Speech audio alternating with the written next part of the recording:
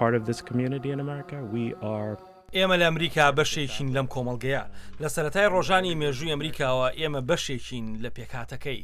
ئەمریکا نزیکەی 7 ملیۆن مسلمان لەخۆ دەگرێت و بەسەدان لەو مسلمانانە ڕۆژانی هەفتە بۆ نوێژکردن ڕوو لە مزگەوتە لە ڤرجینیا دەکەن ئەوەی لە پایتەختەوە زۆر نزیکە ڕۆژانی هەینی نزیکەی 2000 کەس بۆ نوێژ تێیداگر دەبنەوە لەوانە ئەو کۆچبەرانی بەم دوایانە گەیشتون و هەروەهانەوەکانی یەکەم و دووهەم و سێهەمی بوونەتە ئەمریکایی بۆ زۆرێک لەمانە زنجیرە هێرشە تێرۆریستەکانی ئەم دوایانە ئەوانەی لەلایەن دەوڵەتی ئیسلامی و ڕێکخرابوون یان هاندەری بوون بۆ تە ئاستەنگ بۆ ئاین و هەوڵەکانی خەڵکانی مسلمان بۆ ئاوێتەبوونیان لە نێو کۆمەڵگەی ئەمریکایی زۆرێک لەو مسلمانانی لە نێو وڵاتە یەکگرتوەکانی ئەمریکادا لەدایک بوون و پەروەردەبوون و خوێندویانە هەست بە ئەرکی بەگشتداچوونەوەی تەشەنەکردنی بیرروباوری ڕادیکالی دەکەن ئەوەی لەژێر سایی ئیسلامدا دەکرێت ئەندامانی سنتەری ئیسلامی لە ڤرجینیا لەو باوەڕەدان پێویستە بەهانەی ئەو کەسانەوە بچن ئەوانی تەنیا و خەڵکانی گۆشەگیرن و بە ئاسانی دەکرێنە ڕادیکال و دەبنە تێرۆریستانی نێو وڵات.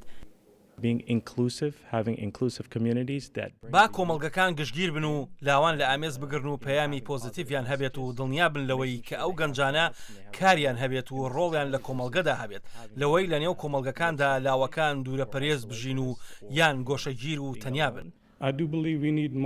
من بڕوام وایە ئێمە پێویستیمان بە دەنجی زیاتر کۆمەڵگەی مسلمانان هەیە بۆ پیشاندانی یەکرێزی و پشتیوانی بۆ ئاینەکەمان ئەوەی لەلایەن گروپێکەوە کە هیچ پەیوەندیان بە ئیسلامەوە نییە دزراوە.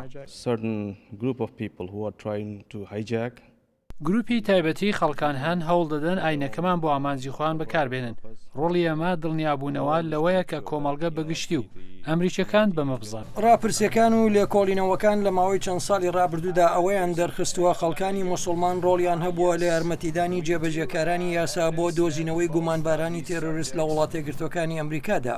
ڕاپرسیەکی پیو گەیشتە ئەو دەرەنجامی نزیکەی نیوەی مسلمانان لە ئەمریکادا دەڵێن ڕابەرانی ئاینەکەیان بە هێندی پێویست لە دژی توندڕەوی ئیسلامی نادوێن. ڕابەرانی ئیسلام بۆ ماوەیەکی زۆرە بێدەنگ بوون ئێستا کاتیەوەمانە کە هەستێنە سەر پێ و هەوڵ بدەین ئاینەکەمان کە لەلایەن ئەو کەسانەی لیان دزیون بسەنێنەوە و باس لەوە دەکرێت کە لە بەگایان دنیارکەکانمان شکست دەخوێن. ڕابەری سنتەری ئیسلامی دەڵێت هەموو نوێژ و بۆنە ئاینەکان ڕاستەخۆ لە ڕێی ماڵپەڕەوە پەخش دەکرێن و دەتوانیت لە ماڵپەڕی سنتەرەکەەوە سەردانی بکەیت وەک هەوڵێک بۆ فێرکردنی خەڵکان لەبارەی ئیسلامەوە. سمکۆ عەزیز دەنگی ئەمریکا.